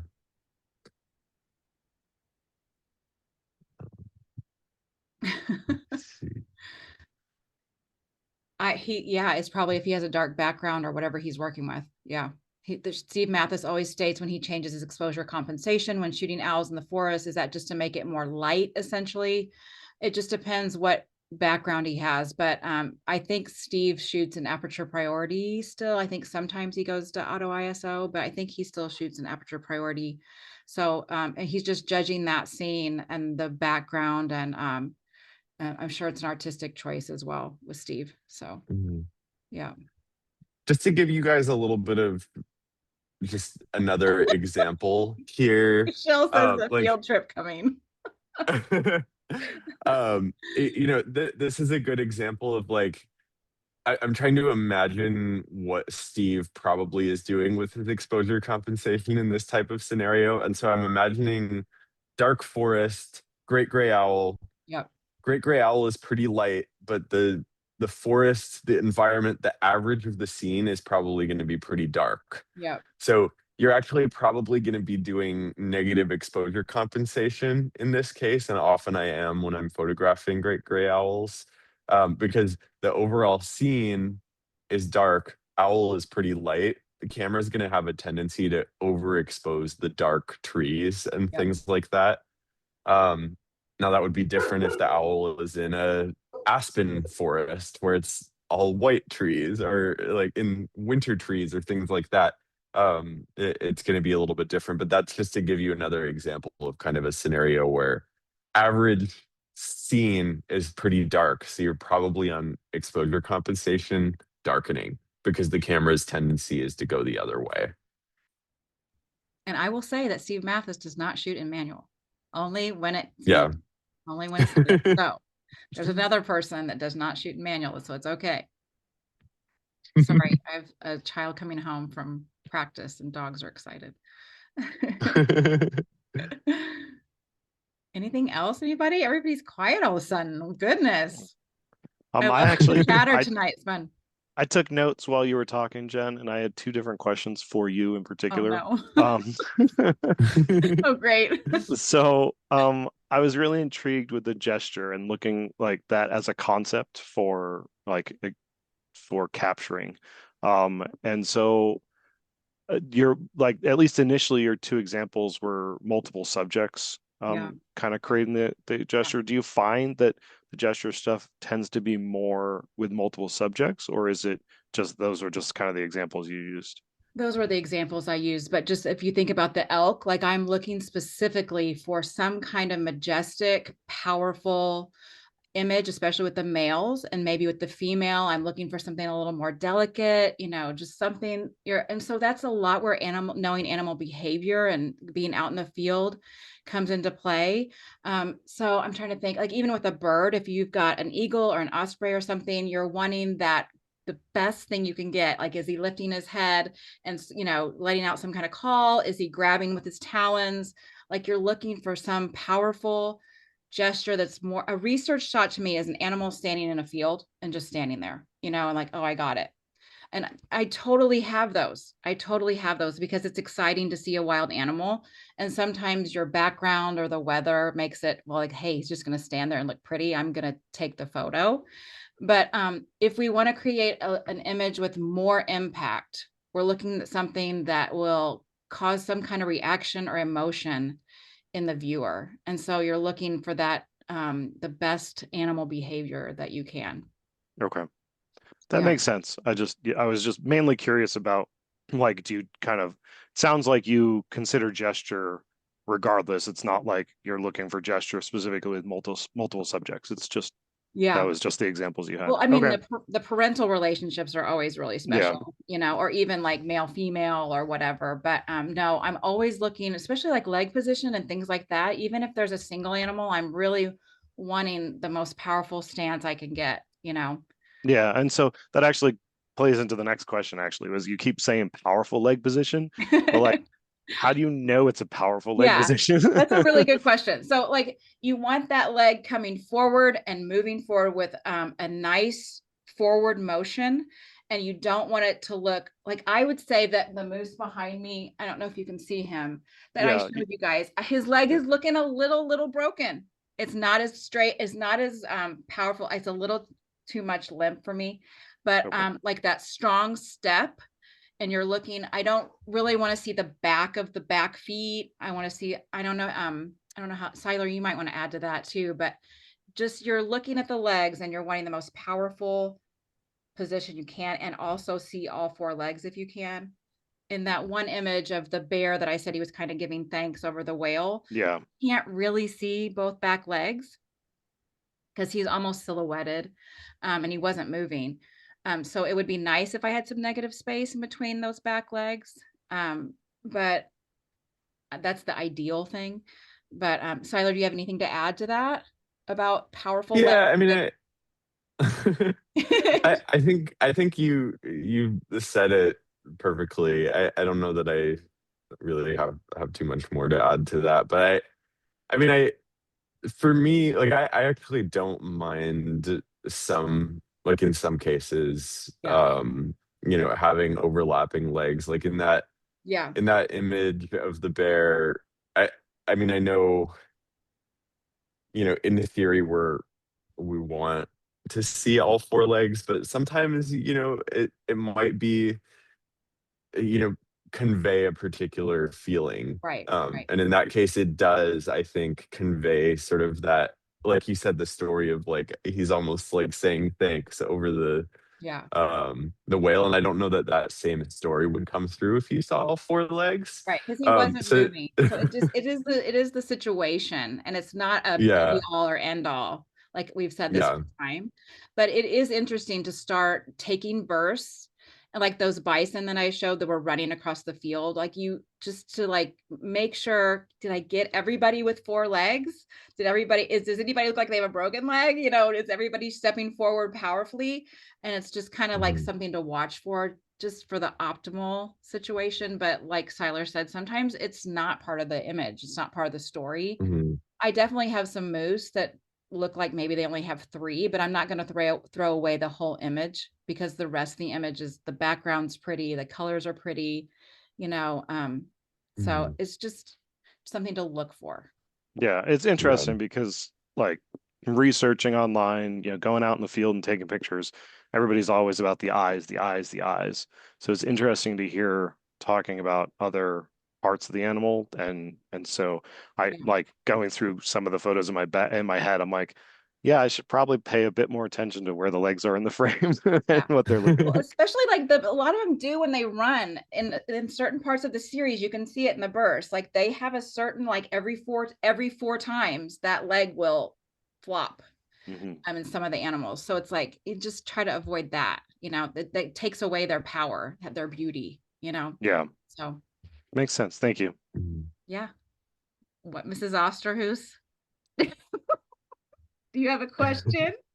She just wants to say hi. I thought she was gonna quiz me. Nope, I got nothing. You got nothing? No, I'm learning. I That's at all I'm least get to doing. see you. That's what I thought.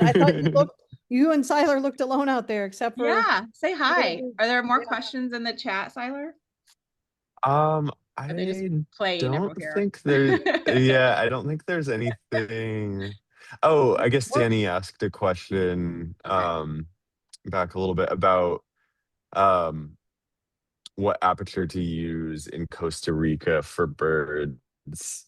Um yeah, I'll definitely talk more about, and I might make just like a separate video about um the exposure triangle. But Yeah. like using aperture is one of those things that you can just leave it wide open and forget about it. But I am often encouraging people to think about like, do I want a little bit more depth of field on my subject, or do I have, you know, a good question is like, do you have multiple subjects in frame? Like in the example that Jen gave with the bear and the cub, I was telling everyone to go to F8 because you have mom and baby, and if you're at F2.8, the subtle difference between them, you know, they're close to us, and the 402.8 has such a shallow depth of field that you might end up with a subject out of focus if you have more than one subject. So definitely play around with aperture. I think, you know, F2.8 in the jungle, that's probably going to be a little bit messier background, and you're probably just doing, you know, individual birds. That probably most of the time F2.8 is going to be where you want to be. But play around with other settings, and especially if you have multiple subjects, where you might, you know, want a little bit more depth of field for. I was going to jump in too. If you have a clean background with a bird in flight, it's good to kind of bump up to like F8 a lot of times, so that because those slight differences where they are, it's nice to be able to be like, oh, well, I missed focus, but it still looks in focus.